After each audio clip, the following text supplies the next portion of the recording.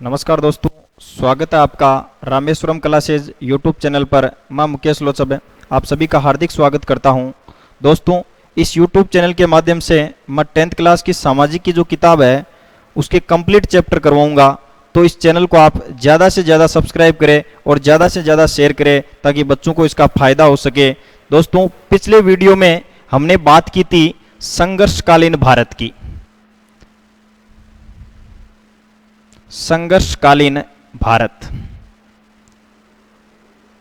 यह अध्याय का नाम है। समय था इसका 1206 से 1727। दोस्तों, इसमें हम पहला बिंदु पढ़ रहे थे वो था दिल्ली सल्तनत। दिल्ली सल्तनत, बात करूं दिल्ली सल्तनत की तो दिल्ली सल्तनत का समय 1206 से 1526 ईस्वी। और मैंने बताया था आपको कि दिल्ली सल्तनत में 5 वंशों ने शासन किया था। पहला वंश का नाम गुलाम वंश, समय 1206 से 1290 ईस्वी। दूसरे वंश का नाम खिलजी वंश। खिलजी वंश का समय 1290 से 1320 ईस्वी। तीसरे वंश की मैं बात करूं तो तीसरा वंश तुगलक वंश। तुगलक वंश का समय 1320 से 1414 ईस्वी। चौथा वंश सैयद वंश। सैयद वंश का समय 1414 से 1451 ईस्वी। और अगला अंतिम वंश का नाम है लोधी वंश। लोधी वंश के समय की मैं बात करूं तो 1451 से लेकर 1526 वंश। तो आपके पहले बिंदु दिल्ली सल्तनत में 5 टॉपिक दे रखे हैं, वो है 5 वंश दे रखे हैं, गुलाम वंश, खिलजी वंश, तुगलक वंश, सैयद वंश, लोधी वंश। हमने पहले वीडियो में भारत पर जो अरबी आक्रमण, तुर्की आक्रमण हुए उनकी जानकारी ली थी और उसके बाद दिल्ली सल्तनत की शुरुआत कर दी थी। और दिल्ली सल्तनत में हमने पहला वंश पढ़ लिया था। पहला वंश था गुलाम वंश। गुलाम वंश पढ़ लिया था हमने। दोस्तों, संघर्षकालीन भारत में या दिल्ली सल्तनत में हम दूसरा पॉइंट पढ़ेंगे। दूसरा पॉइंट है खिलजी वंश। आज हम जानकारी लेंगे बच्चों, खिलजी वंश की जानकारी लेंगे, जिसका समय भारत में 1290 से लेकर 1320 तक था। इसमें 3-4 साल पढ़ेंगे हम, जैसे जलालुद्दीन खिलजी है, अलाउद्दीन खिलजी है, मुबारक शाह खिलजी है या नासरुद्दीन जो खिलजी है। इनकी जो नासरुद्दीन, मुबारक शाह खिलजी है, ऐसे 3-4 शासकों की हमें जानकारी लेंगे खिलजी वंश में। तो आज हम बात करते हैं खिलजी वंश की।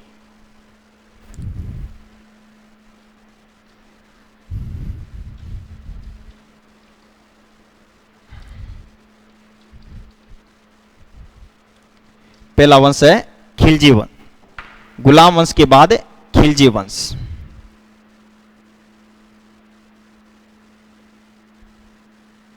समय की बात करूं 1290 से 1320। पहला वंश जो हमने पढ़ा था, वंश का नाम था गुलाम वंश।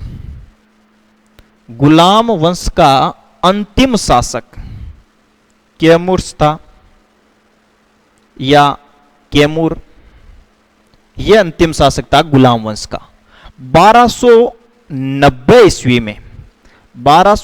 ईस्वी में दिल्ली में सैनिक विद्रोह करके जलालुद्दीन खिलजी ने इस कैमूर की हत्या कर दी थी।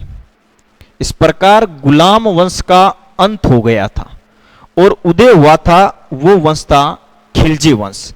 तो खिलजी वंश की शुरुआत हो जाती है। बात करूं मैं खिलजी वंश की तो खिलजी वंश की जो नींव रखी गई थी वो रखी गई थी जलालुद्दीन खिलजी के द्वारा 1290 में। तो खिलजी वंश का जो पहला शासक बना था वो था जलालुद्दीन खिलजी। समय की मैं बात करूं तो 1290 से लेकर 1296 ईस्वी तक। तो खिलजी वंश का हो गया ये संस्थापक। खिलजी वंश का जो संस्थापक था, खिलजी वंश का जो पहला शासक था वो था जलालुद्दीन खिलजी। और जो जलालुद्दीन खिलजी था, इसने राजस्थान में मैं बात करूं तो राजस्थान में एक किला था, उस पर आक्रमण किया था। किला है रणथंभौर का किला। इस रणथंभौर के किले पर आक्रमण किया था जलालुद्दीन खिलजी ने। 8-10 महीने किले का घेराव रखा था, लेकिन इसे सफलता नहीं मिली थी। तो इसे पुनः वापस दिल्ली जाना पड़ा था। और जाते समय इस किले के बारे में कहकर गया था कि ऐसे 10 किलों को मैं मुसलमान के दाढ़ी के एक बाल के बराबर भी नहीं समझता। यानी लोमड़ी का अंगूर हाथ नहीं आवा तो अंगूर कहीं हुए खाटा ही हुआ ऐसा।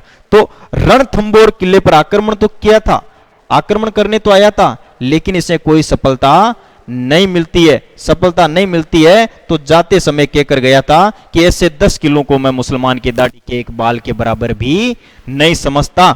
इसके बाद जलालुद्दीन खिलजी का एक भतीजा था, नाम था अलाउद्दीन खिलजी। जलालुद्दीन खिलजी का भतीजा अलाउद्दीन खिलजी। अलाउद्दीन खिलजी ने जलालुद्दीन खिलजी यानी अपने चाचा की लड़की से शादी की थी। तो ये चाचा के साथ साथ ससुर था। 1296 ईस्वी में अलाउद्दीन खिलजी ने अपने चाचा या ससुर की इलाहाबाद के समीप कर दी हत्या। खिलजी वंश के पहले शासक जलालुद्दीन खिलजी की हत्या हो गई थी 1296 में। यह जिस समय शासक बना था उस समय इसकी आयु थी 70 वर्ष की आयु। तो ये 2-3 बिंदु ध्यान रखने हैं जलालुद्दीन खिलजी के बारे में कि एक तो ये खिलजी वंश का संस्थापक था, एक इसने रणथंभौर पर आक्रमण किया था, शासक बना उस समय 70 वर्ष की आयु का था। और जलालुद्दीन खिलजी की हत्या इसी के दामाद, इसी के भतीजे अलाउद्दीन खिलजी ने कर दी थी। और खिलजी वंश का जो दूसरा शासक बना था वो शासक था अलाउद्दीन खिलजी। यानी जलालुद्दीन खिलजी के बाद जो शासक बना था वो शासक था अलाउद्दीन खिलजी।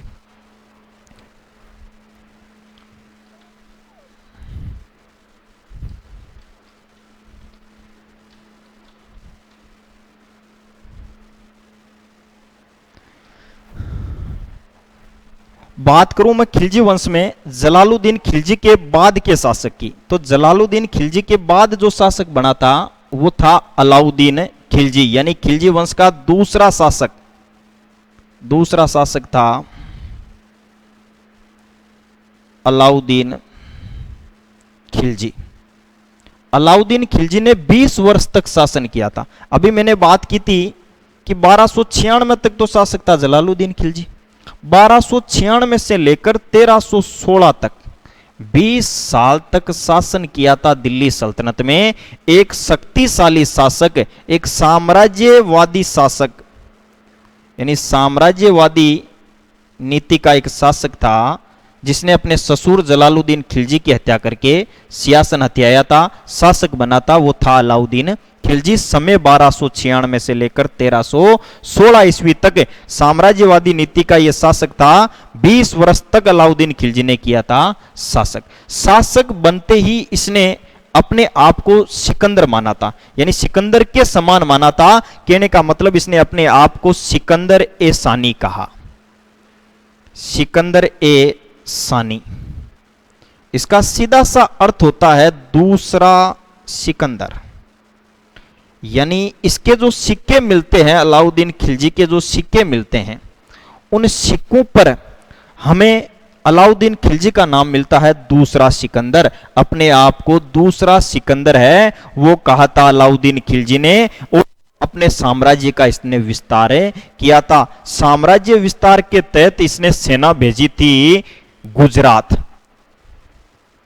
गुजरात आक्रमण किया था। बघेल शासक था यहां पर, बघेल राजपूत शासक। इस पर आक्रमण किया गया था अलाउद्दीन खिलजी की सेना के द्वारा। और यहां से गुजरात से अलाउद्दीन खिलजी की सेना को खूब सारा धन मिलता है। अलाउद्दीन खिलजी को खूब सारा धन मिलता है, लूटपाट की जाती है यहां से। इसके बाद यहीं से ही एक व्यक्ति मिला था, नाम था मलिक काफूर। इस मलिक काफूर को खरीदा गया था 1000 दिनार में, इसलिए इसका उपनाम मिलता है 1000 दिनारी। 1000 दिनारी भी कहा जाता है मलिक काफूर को। गुजरात अभियान से यह मलिक काफूर मिला था। इसके अलावा बाद में यह एक मुख्य सेनापति था अलाउद्दीन खिलजी का, और पहला सेनापति जिसने दक्षिण भारत में साम्राज्य विस्तार किया था।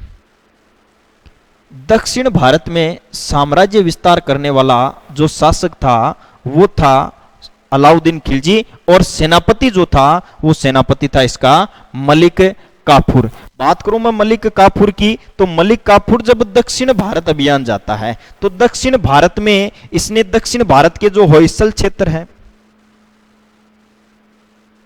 देवगिरी है, पांडे क्षेत्र है, ये क्षेत्र जीते थे। ये 2-3 जो क्षेत्र है इन क्षेत्रों को जीता गया था मलिक काफूर के द्वारा। इसके अलावा मैं बात करूं मलिक काफूर की, तो एक इनके समकालीन अलाउद्दीन खिलजी के समकालीन एक व्यक्ति था अमीर खुसरो। अमीर खुसरो ने कहा था कि जो मलिक काफूर है जो दक्षिण भारत अभियान पर गया था, दक्षिण भारत अभियान में मलिक काफूर ने दक्षिण भारत अभियान में मलिक काफूर ने रामेश्वरम तक विजय पाई थी।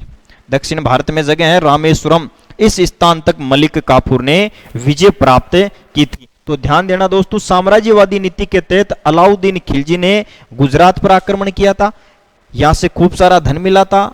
1000 दिनार में 1000 दिनार में मलिक काफूर को खरीदा था, ये जो मुख्य सेनापति था, और इसने दक्षिण भारत के होयसल, देवगिरी, पांडे इन क्षेत्रों को विजित किया था। और इतिहासकार अमीर खुसरो के अनुसार मलिक काफूर दक्षिण भारत में रामेश्वरम तक विजय प्राप्त करता है। आगे मैं बात करूं अलाउद्दीन खिलजी की, तो अलाउद्दीन खिलजी ने साम्राज्यवादी नीति के तहत राजस्थान में भी कुछ किले जीते थे।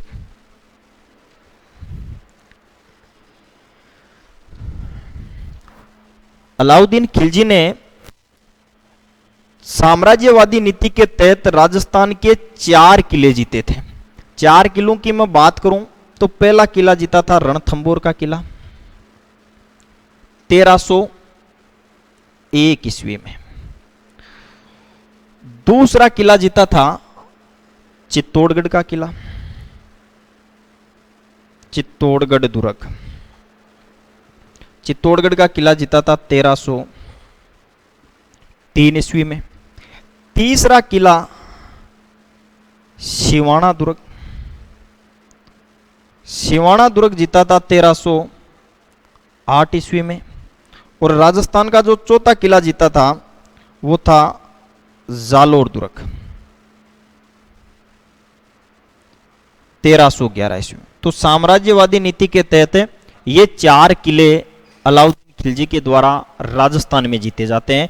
1301 में रणथंबोर, रणथंबोर का शासक था हमीरदेव चौहान, और हमीरदेव चौहान ने अलाउद्दीन खिलजी का एक विद्रोही था उस मोहम्मद शाह को शरण दे रखी थी। इस वजह से अलाउद्दीन खिलजी ने रणथंबोर अभियान किया था 1301 में, और रणथंबोर का किला जीता था। और जीतने के बाद किले का जो भार है वो अपने सेनापति उल्लू खां को सौंप दिया था। आगे मैं बात करूं चित्तौड़गढ़, चित्तौड़गढ़ का किला उस समय सामरिक दृष्टि से महत्वपूर्ण था, और इस किले पर आक्रमण का कारण बताया जाता है कि जो यहाँ का शासक था रतन सिंह, उसकी पत्नी जो सुंदर रानी थी उसको प्राप्त करना चाहता था, इस वजह से चित्तौड़गढ़ पर आक्रमण किया था। इसके अलावा कई अन्य भी कारण माने जाते हैं, क्योंकि दक्षिण भारत पर जब कोई जीतने जाती थी तो मध्य का क्षेत्र आता था चित्तौड़गढ़। चित्तौड़गढ़ का संपदा की दृष्टि से मजबूत किला था, इस वजह से अलाउद्दीन खिलजी ने चित्तौड़गढ़ पर आक्रमण किया। इसके बाद सिवाना व जालोर पर भी आक्रमण किए थे, क्योंकि सेना जब गुजरात जा रही थी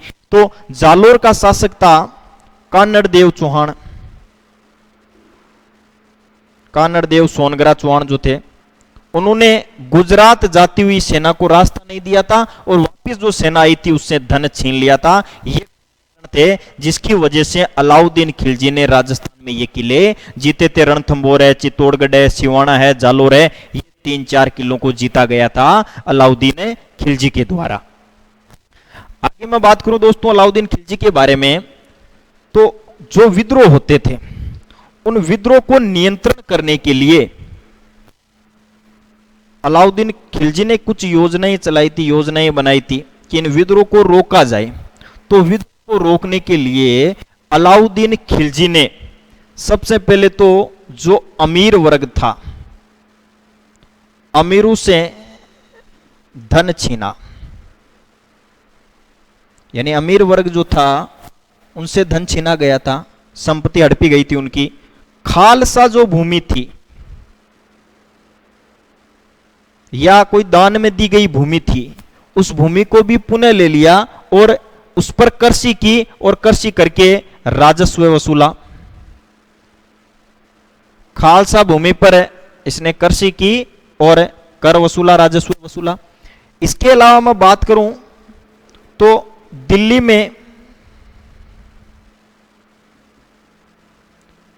मद पर पाबंदी, यानी जो शराब होती है उस शराब पर रोक लगाई थी, क्योंकि विद्रोह का कारण मानता था शराब को। इसके अलावा गुप्तचर प्रणाली, यानी अपने गुप्तचर भी बनाए थे अलाउद्दीन खिलजी ने। तो ये 3-4 प्रयास किए थे अलाउद्दीन खिलजी ने, किसके लिए? विद्रोह को रोकने के लिए। विद्रोह को रोकने के लिए अमीरों से धन छीना था और अमीरों में जो आपसी समझौता जो होता था, मेल मिलाप होता था, वो बंद करवा दिया था अलाउद्दीन खिलजी ने। खालसा भूमि जो थी या दान में दी गई भूमि थी, उस भूमि पर कृषि करके अधिक से अधिक राजस्व वसूला था। इसके अलावा दिल्ली में शराब पर पाबंदी लगाई थी, जो भी एक विद्रोह का कारण था, और एक अच्छी गुप्तचर प्रणाली बनाई थी, जो राजा को आकर जो भी क्षेत्र की जानकारी है वो दी जा सके। तो ये 4 प्रयास किए गए थे अलाउद्दीन खिलजी के द्वारा। इसके अलावा बात करूं अलाउद्दीन खिलजी की, तो जो अलाउद्दीन खिलजी है उस अलाउद्दीन खिलजी ने उपाधि धारण की थी यसमिन उल खिलाफत। यसमिन उल खिलाफत नासिरी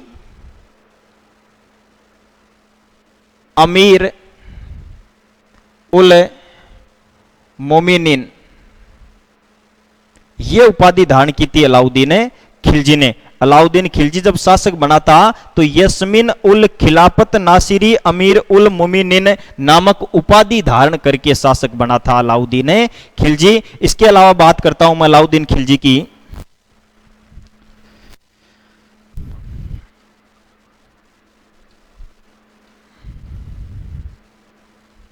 अलाउद्दीन जो खिलजी था उसका एक दरबारी कवि था, दरबारी कवि का नाम था अमीर खुसरो। दरबारी कवि का नाम था अमीर खुसरो। अमीर खुसरो जो था उसने खजाइन उल फुतुए नामक पुस्तक की रचना की थी। यह है अलाउद्दीन खिलजी के दरबारी कवि अमीर खुसरो। अमीर खुसरो जो था उन्होंने खजाइन उल फुतुए नामक पुस्तक की रचना की थी, जिसमें अमीर खुसरो ने अलाउद्दीन खिलजी को विश्व का सुल्तान कहा था। वह जनता का चरवाहा कहा। विश्व का सुल्तान व जनता का चरवाहा, ये कहा था अमीर खुसरो ने अलाउद्दीन खिलजी के बारे में। वापिस ध्यान देना, अलाउद्दीन खिलजी का एक दरबारी कवि का नाम अमीर खुसरो। अमीर खुसरो ने एक पुस्तक लिखी थी, पुस्तक का नाम था खजाइन उल फतुए नामक पुस्तक की रचना की। खजाइन उल फतुए नामक पुस्तक की रचना की थी। इस पुस्तक में अमीर खुसरो ने अलाउद्दीन खिलजी को विश्व का सुल्तान व जनता का चरवाहा कहा। ध्यान देना, यहां से जो क्वेश्चन पूछे जाते हैं, छोटे लघुरात्मक जो क्वेश्चन पूछे जाते हैं, वो सीधा सा पूछ लिया जाता है कि अमीर खुसरो के बारे में टिप्पणी लिखिए, अलाउद्दीन खिलजी के बारे में टिप्पणी लिखिए, या अमीर खुसरो किसका दरबारी कवि था, या किताब का नाम दे दिया जाएगा कि खजाइन उल फुतुए नामक पुस्तक की रचना किसने की। ऐसे छोटे क्वेश्चन बनते हैं। और बड़ा जो क्वेश्चन बनता है आपके निबंधात्मक जो क्वेश्चन बोलते हैं हमें, वो जो क्वेश्चन जो 100-200 शब्दों में लिखना होता है, वो कंप्लीट राजा की जानकारी पूछी जाती है। जैसे सीधा सा पूछ लिया जाएगा कि खिलजी वंश के बारे में आप जानकारी दीजिए, या खिलजी वंश के किसी शासक का नाम दे दिया जाएगा, जैसे शक्तिशाली शासक वह बड़ा शासक जो था वो अलाउद्दीन खिलजी था। तो यहां से यही क्वेश्चन पूछा जा सकता है कि अलाउद्दीन खिलजी के बारे में आप जानकारी दीजिए। अब मैं आगे बात करूं अलाउद्दीन खिलजी की।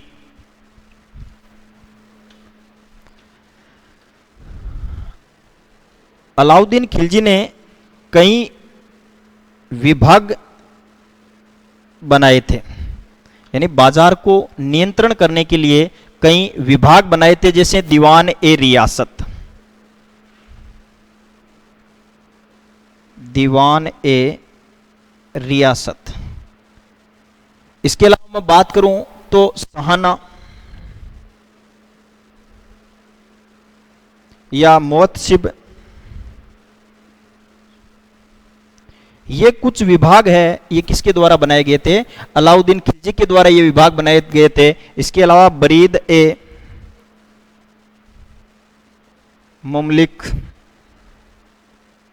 ये 3-4 विभाग है, ये अलाउद्दीन खिलजी के द्वारा बनाए गए थे। जैसे व्यापार को नियंत्रण करने के लिए, दीवान ए रियासत नामक विभाग की स्थापना की गई। व्यापार को नियंत्रण करने के लिए किसकी स्थापना की गई, दीवान ए रियासत की। सहाना की मैं बात करूं तो बाजार का जो दरोगा हुआ करता था, बाजार का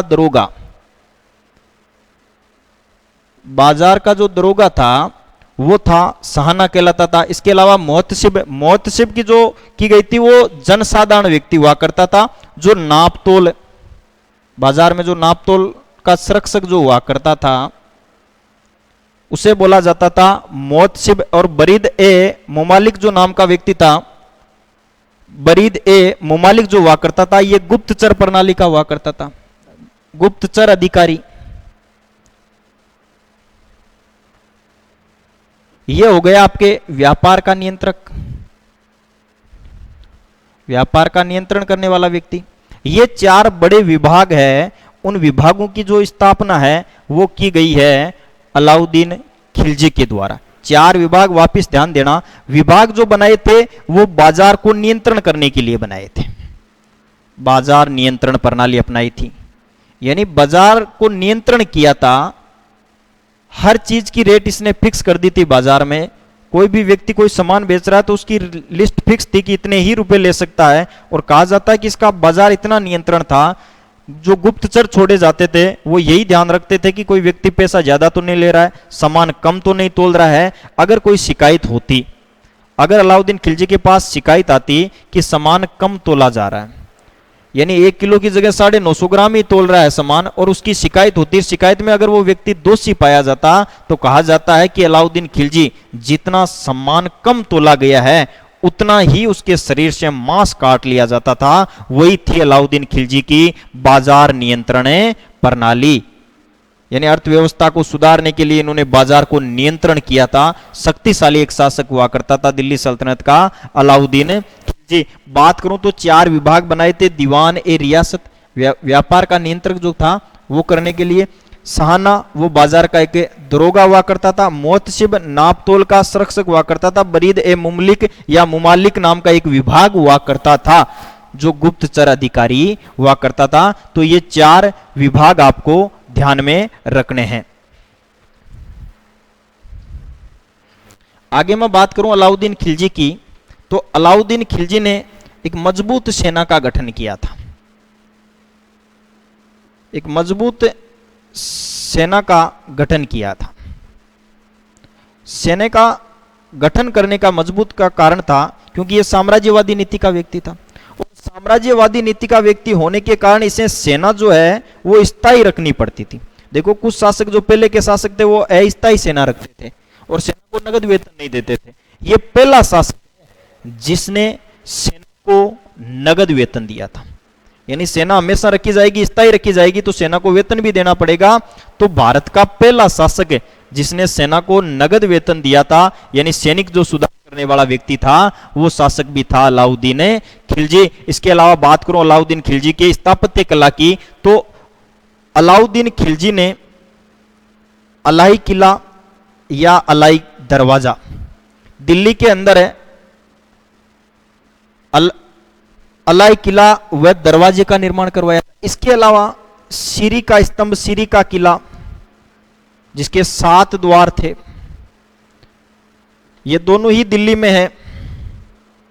इनका निर्माण वो है अलाउद्दीन खिलजी के द्वारा किया गया, यानी अलाउद्दीन खिलजी के द्वारा अलाई किला या अलाई दरवाजा, इसके अलावा सीरी का किला जिसके 7 द्वार है, इनका निर्माण दिल्ली में करवाया था अलाउद्दीन खिलजी ने। और 1316 ईस्वी में अलाउद्दीन खिलजी की हो जाती है मृत्यु। तो दोस्तों खिलजी वंश में अब तक हमने 2 शासक पढ़े। पहला शासक जलालुद्दीन खिलजी, उसकी कुछ जानकारी मिलती है, लेकिन इस वंश का जो हमें शासक पढ़ना है जिनसे क्वेश्चन बनते हैं, बड़ा क्वेश्चन भी बनता है, वो शासक आपको अलाउद्दीन खिलजी। इसके परिचय की बात की थी, इसे विश्व का दूसरा सिकंदर कहा था। सिक्कों में, इसके सिक्कों में ये चीज मिलती है। इसके अलावा इसकी उपाधि ध्यान रखनी है, इसके विभाग ध्यान रखने हैं, इसके विस्तार के तहत जो चीजें की गई है उसका ध्यान रखना है, बाजार के बारे में ध्यान रखना है, इसकी स्थापत्य कला, इसकी सेना के बारे में ध्यान रखना है, इसकी एक जो दरबारी कवि था अमीर खुसरो, ये जानकारियां हैं, ये हमें ध्यान रखनी है अलाउद्दीन खिलजी के बारे में। अब बात करूं खिलजी वंश का अगला शासक, यानी अलाउद्दीन खिलजी की मृत्यु के बाद 1316 में इसका पुत्र शासक बनता है।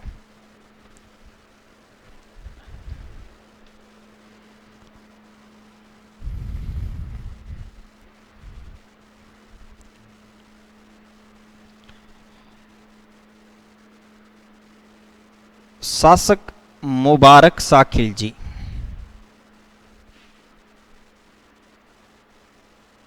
1316 से 1320 ईस्वी तक, 1316 से 1320 तक जो शासक था वो था मुबारक शाह खिलजी। ये उपाधि धारण करके ये शासक बनता है मुबारक शाह खिलजी। मुबारक शाह खिलजी शासक बनते ही उल वासिक बिल्हा की उपाधि धारण करके ये शासक बना था और स्वयं को इसने खलीफा घोषित किया था। दिल्ली सल्तनत का एकमात्र शासक जिसने स्वयं को खलीफा घोषित किया था, वो खलीफा घोषित करने वाला जो शासक था वो था मुबारक शाह खिलजी, जिसका समय काल था 1316 से 1320, यानी 1316 से 1320 तक जो शासक था वो मुबारक शाह खिलजी था। और मुबारक शाह खिलजी शासक बनता है उल वासिक बिल्हा की उपाधि धारण करके ये शासक बनता है, और पिता के द्वारा जितने भी कठोर नियम थे उन कठोर नियमों को हटा दिया था। अलाउद्दीन खिलजी के जो भी साम्राज्यवादी नीति के या जो उन्होंने विद्रोह को रोकने के लिए जो कठोर कदम उठाए थे, जैसे दिल्ली में शराब को बंद करना है, गुप्तचर मजबूत गुप्तचर प्रणाली है, या खालसा भूमि पर कृषि करना, उनसे अधिक राजस्व वसूल करना, ये कठोर नियम थे। इन कठोर नियमों का अंत कर दिया था मुबारक शाह खिलजी ने, और स्वयं को इसने खलीफा घोषित कर दिया था। स्वयं को क्या घोषित कर दिया था? खलीफा घोषित कर दिया। खलीफा घोषित करने वाला ये दिल्ली सल्तनत का एकमात्र शासक था। खलीफा की मैं बात करूं तो पैगंबर हजरत मोहम्मद जो साहब थे, इस्लाम धर्म के संस्थापक, उनके जो वंशज थे, उनके जो उत्तराधिकारी थे, वो कहलाए थे खलीफा, यानी इस्लाम धर्म का प्रचार करने वाले। इस्लाम धर्म का जो गुरु हुआ करता था, इस्लाम धर्म का जो प्रचारक है, उसे बोला जाता है खलीफा। और बात करूं मैं खलीफा की, तो दिल्ली सल्तनत का एकमात्र शासक है जिसने स्वयं को खलीफा घोषित किया था, वो था मुबारक शाह खिलजी। 1320 ईस्वी में इसी का एक दरबारी था जिसका नाम था नासिरुद्दीन खुसरो शाह। नासिरुद्दीन खुसरो शाह, ये इसका एक दरबारी कवि था। मुबारक शाह खिलजी जो था वो एक अयोग्य शासक था, तो इसी के दरबारी नासिरुद्दीन खुसरो शाह ने 1320 ईस्वी में मुबारक शाह की कर दी हत्या। मुबारक शाह की हत्या करके नासिरुद्दीन खुसरो शाह शासक बन गया था। दिल्ली सल्तनत का 1320 में शासक बन गया था। यह भी एक अयोग्य शासक था। तो जो दिल्ली सल्तनत को संभालने के लिए इन्हीं का एक सेनापति था, नाम था गयासुद्दीन तुगलक। गयासुद्दीन जो तुगलक था, उस गयासुद्दीन तुगलक ने नासिरुद्दीन खुसरो शाह की हत्या कर दी। तो नासिरुद्दीन जो खुसरो शाह था, यह हो गया आपके खिलजी वंश का अंतिम शासक।